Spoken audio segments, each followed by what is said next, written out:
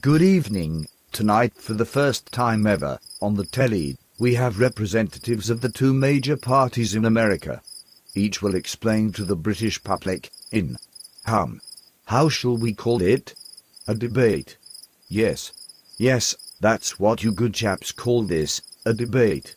We have for the Democratic Party, Ms. Mislead, and for the Republican Party, Mr. Prevaricator Jr. Each will explain why their party should be trusted to own America. Excuse me. What I meant was, to lead America. These bloody cue cards, the both of you gave me to rely on. How could have I trusted you? Oh, well, let's get on with it. Let us start with Ms. Mislead. Good evening. And a very gracious thank you to the people of the United Kingdom. And of course, to my fellow Americans back home, who I know may be watching. It is with pride that I represent the Democratic Party. Unlike the individuals standing to my side, we have always stood for the working men and women of America. For those whose voices find no comfort amongst those standing beside me. Frankly, I find it almost an insult to have to share the same stage with him and his greedy Wall Street friends. We are the party of fairness, caring, and, pardon me if I get all choked up, but it comes straight from the heart. We are the party of love. Every American is entitled to a loving government. May I close with our party motto, you can never pay enough for love. Thank you all. Mr. Prevaricator Jr., would you like to say a few words? Well, I too would like to extend my thanks. I don't need to remind my fellow Americans back home as to why they should trust us. They already do. They know what we stand for. All they have to do is sit back and let us do the thinking for them. And I don't need to make any long-winded statement about love. We are a numbers party. We do the crunching. And whatever does not fit, we cut. Americans want a weak government, to leave them as unprotected as, it is. To protect their freedoms. That is what I meant to say. And I know they trust us. All this crap about Americans being entitled to this or that. Well, all real Americans know this is a lot of horse dung. Preached by these pinko, left-wing, socialist radicals, to my left. All real Americans know that love will turn us into China. It says right here in the Bible. And Moses said, teach a man to fish, and he will feed himself for a lifetime. So, let me leave you with, the best government is none. Thank you for your introductions. Of sorts, but be that as it may. Let us begin with the first question, shall we?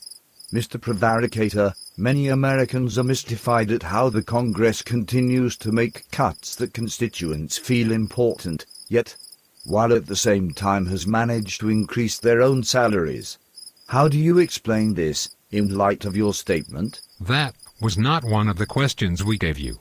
But I will answer it anyway. It is absurdly simple. They work very hard, doing the people's work in the Congress, that's why. And the American people know as much. Why? Because they trust us. How could you ask us a question like that? I agree with my colleague.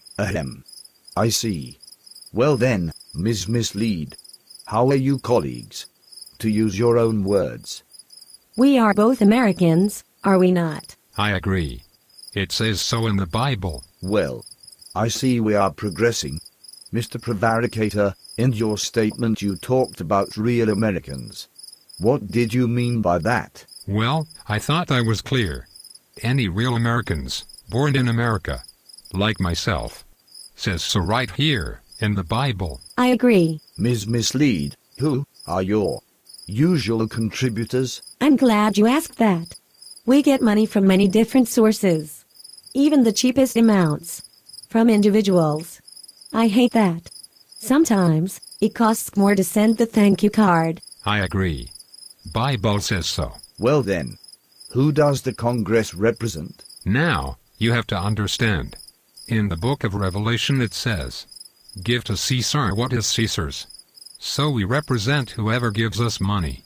The more you give, the quicker to the front of the line you will get. Just like that tax collector. What was his name? Luke. That was it. The Bible can't be wrong, you know. I cannot disagree with that. Well, minus all that Bible babble, of course. I cannot take this any longer. Don't you disagree on anything? Thank you, and good night. And thank God this is over. Thank you, and God bless America. Thank you so much. And, well, God bless America, too. It's a good thing he never asked us about the war on terror. Or how well the Chinese pay us. Hey, that was a good back with the money question. You did not do so bad yourself on who we represent. If they ever really knew. But you got to cut it down on all that Bible stuff. Look, I know what you were talking about. But that is how they coached us back home. Besides, I have to keep the constituents feeling comfortable. You know. I know what you mean, bro. That is how we were coached. To keep ours happy. I can hardly wait for the day when we can stop this charade. Relax, sis. We cannot do it too fast. Or some people will get suspicious. I guarantee you, before long, the whole US of A will be ours. Yes. Check you out later. You are married. Seriously? Oh, yeah. Come by. And we'll work on business.